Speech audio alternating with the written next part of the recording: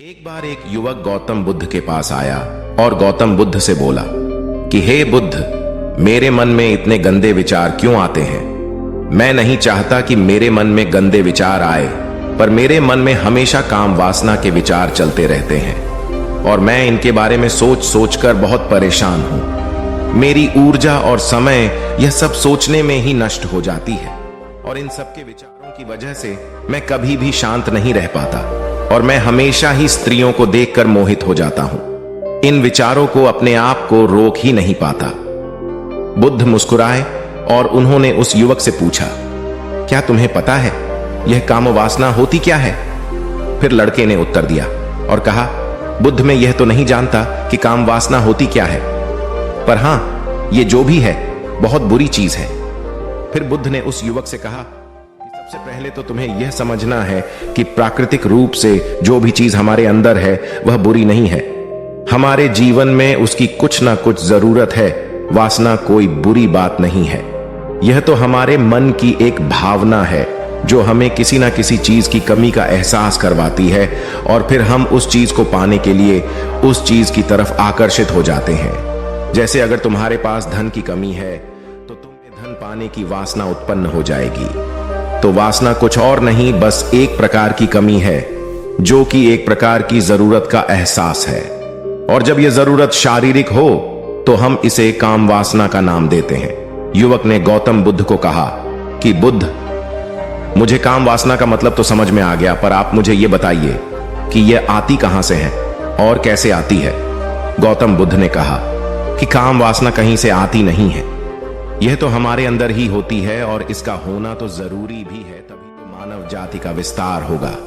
युवक ने कहा, जब यह हमारे अंदर ही है और जरूरी भी है तो फिर लोग इसे गलत क्यों बोलते हैं? बुद्ध ने कहा कि यही तो समस्या है। लोगों ने काम वासना को गलत तरीके से सोच लिया है। इसे छिपाने की, दबाने की कोशिश करते हैं। काम वासना गलत नहीं है, बल्कि काम वासना का गलत तरीके से प्रयोग करना गलत बात है। लोग जिससे प्रेम करते हैं बस उसी के लिए जीने लग जाते हैं, उसे पाना ही अपना लक्ष्य बना लेते हैं और उसी के बारे में हमेशा सोचते रहते हैं, पर यह सब गलत है। बुद्ध ने युवक से कहा, क्या तुम्हें पता है जानवरों में भी काम वासना होती है? युवक ने उत्तर दिया, हां बुद्ध, जानवरों में भी काम वासना होती है, क्योंकि जानवर भी तो आखिर अपनी पीढ़ी को आगे बढ़ाएंगे। बुद्ध ने कहा, तो फिर हम जानवरों की काम वासना को गलत क्यों नहीं कहते? युवक ने कहा, मुझे नहीं पता महात्मा, आप ही मुझे बताइए। गौतम बुद्ध ने कहा कि जानवर अपनी काम वासना का प्रयोग आनंद प्राप्ति के लिए नहीं करते, वह तो सिर्फ संतान उत्पन्न करने के लिए ही काम वासना का उपयोग करते हैं। जानवरों को प्रकृति ने इतनी समझ नहीं दी कि वह काम वासना को अपने सुख का आधार बना सके, जबकि मनुष्य अपनी समझ के बलबूते पर प्रकृति में पाई जाने वाली प्रत्येक वस्तु को अपने सुख के लिए प्रयोग करता है।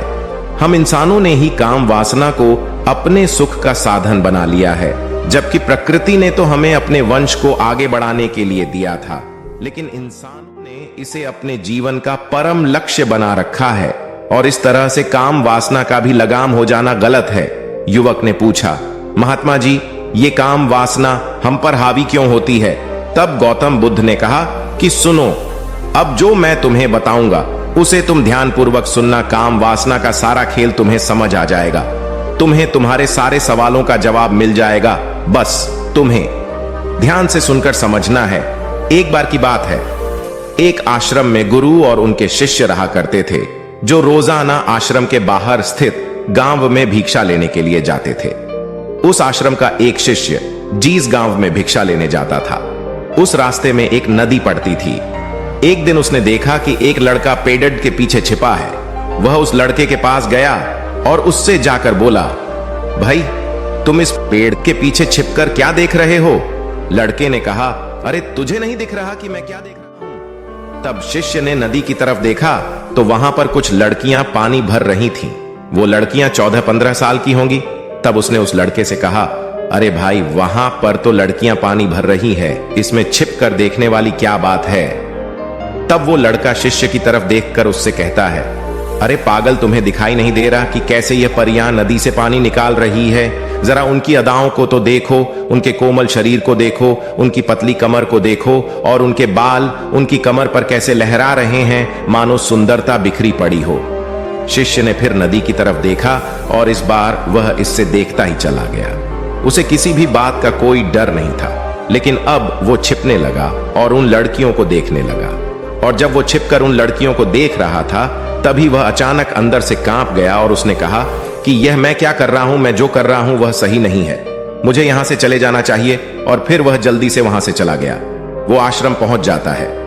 आश्रम जाकर वो अपने कार्यों में लग गया, लेकिन जो अब भी वह देख कर आया था, वहीं उसकी आंखों के सामने बार बार आ रहा था। उसके मन में वही दृश्य चल रहा था। उसके मन में वही सब कुछ देखने के लिए लड़ाई हो रही थी। उसका किसी भी काम में मन नहीं लग रहा था। सुबह होते ही वह रोज जल्दी ही भिक्षा के लिए आश्रम से निकल जाता और उस नदी के पास वाले पेड़ के पास जाता, और जहां पर वह लड़का पहले से मौजूद रहता था, उस लड़के के साथ मिलकर लड़कियों को छुप छुप कर देखता था। अब वह रोज ऐसा करने लग गया। यह उसके रोज का काम हो गया। अब उस शिष्य का मन किसी भी काम में नहीं लगता था। वो हमेशा ही किसी ना किसी प्रकार के विचार में उलझा रहता। वो आश्रम के कार्यों को भी ठीक ढंग से नहीं कर रहा था। न वो ठीक से सो पाता था और न वो ठीक से खाना खा पाता था। उसका मन बेचैन सा रहता था। उसका मन बार बार उन लड़कियों के सौंदर्य को देखने के लिए तरसता था। जब गुरु शिक्षा देते तब भी उसका मन कहीं और विचारों में खोया रहता था। गुरु ने अपने शिष्य की इन हरकतों को जान लिया था। तब एक दिन गुरु ने शिष्य को अपने पास बुलाया और कहा कि आज से मैं भी तुम्हारे साथ भिक्षा मांगने चलूंगा। तुम और मैं साथ साथ भिक्षा मांगने चलेंगे। तभी शिष्य गुरु को मना करते हुए बोला, नहीं गुरुदेव, आप परेशान क्यों हो रहे हो?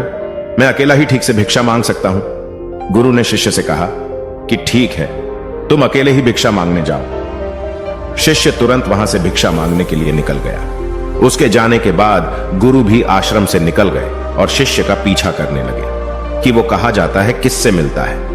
यह सब देखने के लिए उसके पीछे पीछे चलने लगे। थोड़ी दूर जाने के बाद गुरु ने देखा कि उनका शिष्य एक लड़के के साथ एक पेड़ के पीछे अपराधी की तरह छिपा हुआ है और छिपकर कुछ देख रहा था। गुरु भी अपने शिष्य के पीछे जाकर खड़े हो गए कि आखिर उनका शिष्य क्या देख रहा है, जिसे देखने के लिए वो पेड़ के पीछे अपराधियों की तरह छिपा पड़ा है। गुरु ने देखा कि उनका शिष्य पेड़ के पीछे छुपकर लड़कियों को देख रहा था, जो कि नदी से पानी भर रही थी। तभी गुरु ने शिष्य को कहा कि तुम क्या देख रहे हो? अपने गुरु की आवाज सुनकर वह शिष्य घबरा गया और उसके पसीने छूटने लगे। वह थर थर कांपने लगा, जैसे किसी चोर को चोरी करते समय रंगे हाथों पकड़ लिया हो। उसकी हालत खराब हो गई। वो कुछ भी नहीं बोल रहा था। उसके मुंह से कुछ टूटे फूटे शब्द भी बाहर निकल रहे थे। वो अपने गुरु से नजर भी नहीं मिला पा रहा था।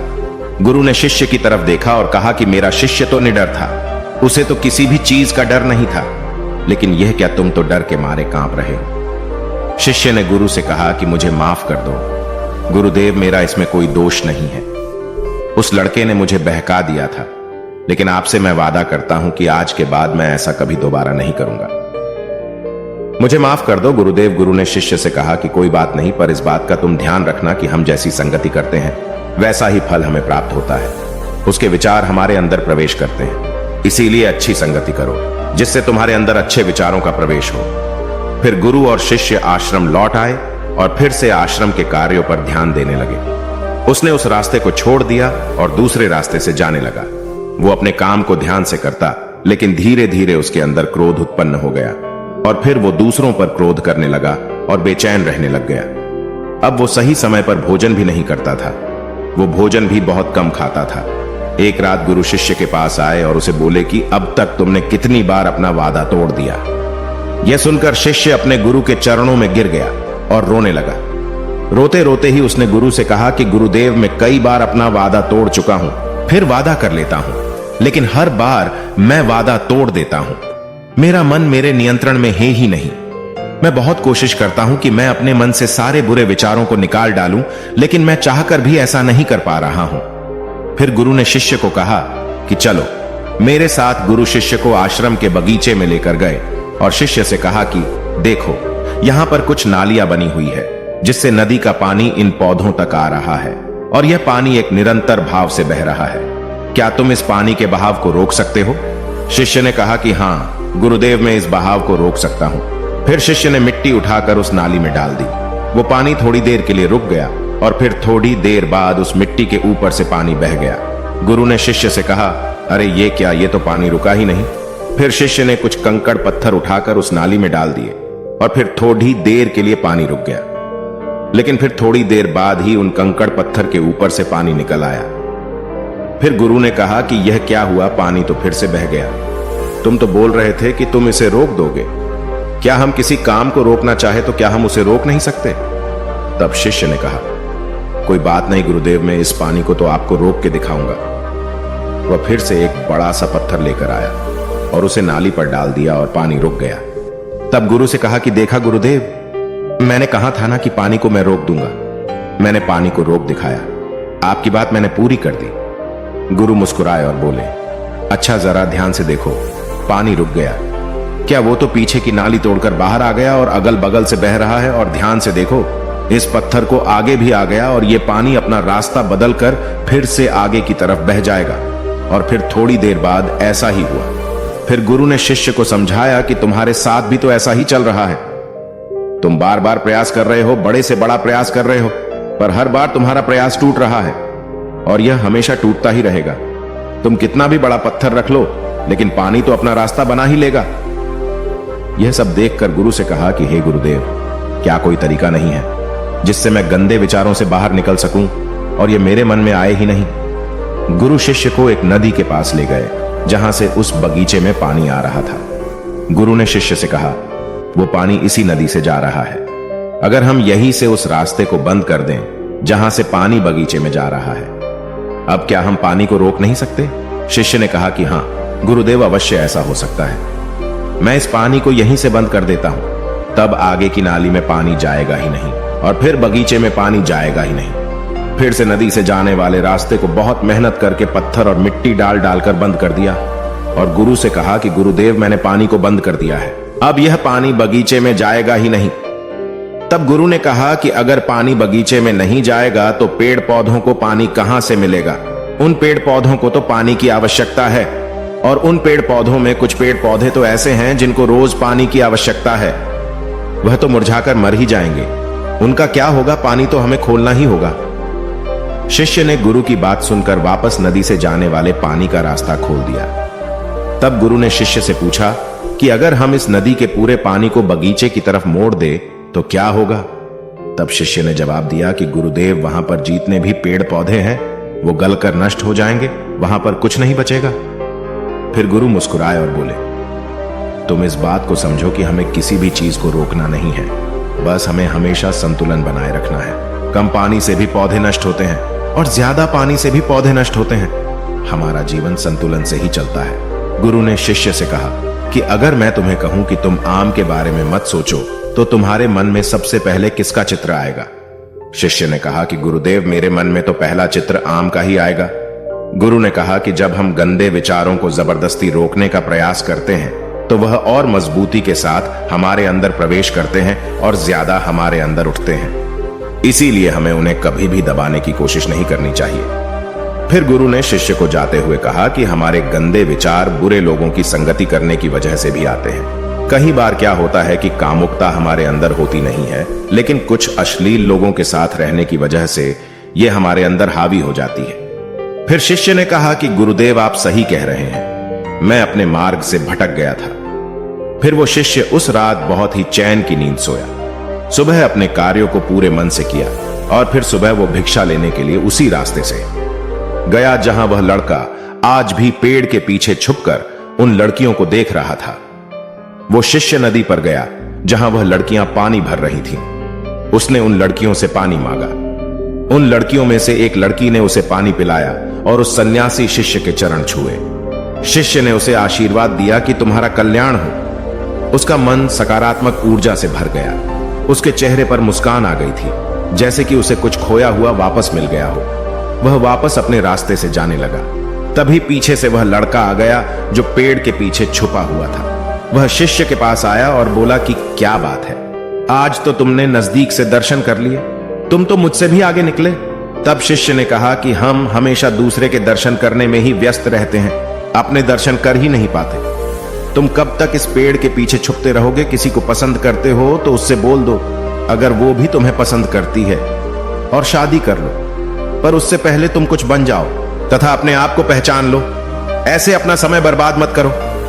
फिर वह लड़का रोज उससे मिलने लगा और उस लड़के ने नदी पर जाना छोड़ दिया। और फिर वो लड़का अपने जीवन में कुछ बनने के लिए संघर्ष करने लगा।